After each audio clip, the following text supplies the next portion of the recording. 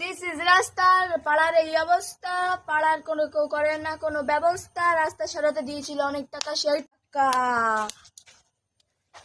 এবং তুই তো এখন ভালোই ভিডিও বানাচ্ছিস রে।